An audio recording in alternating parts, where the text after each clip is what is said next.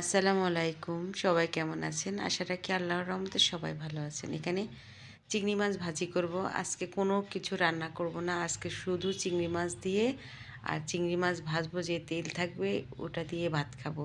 আর গরম ভাত দিয়ে এরকম চিংড়ি মাছ ভেজে খেতে না ভীষণ মজা লাগে। কারা কারা পছন্দ করেন? আমি তো ভীষণ পছন্দ করি। আর এই তো এখানে আমি হলুদের গুঁড়ো, মরিচের গুঁড়ো, জিরে ধনিয়া, স্বাদ মতো লবণ সব দিয়ে আমি ভালো করে একটু মেখে নিচ্ছি।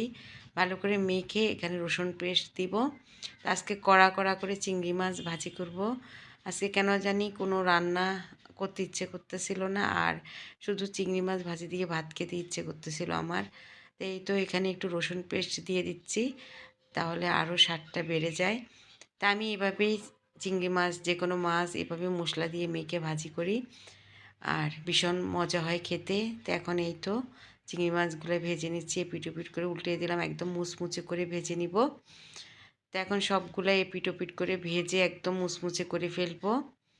আর এটা দিয়ে আজকে শুধু গরম ভাত দিয়ে ভাত খাবো। ভীষণ মজা লাগে। যারা যারা চিংড়ি মাছ প্রেমী তারা জানাবেন কমেন্ট করে, যারা খেতে ভালোবাসেন এভাবে চিংড়ি মাছ ভেজে।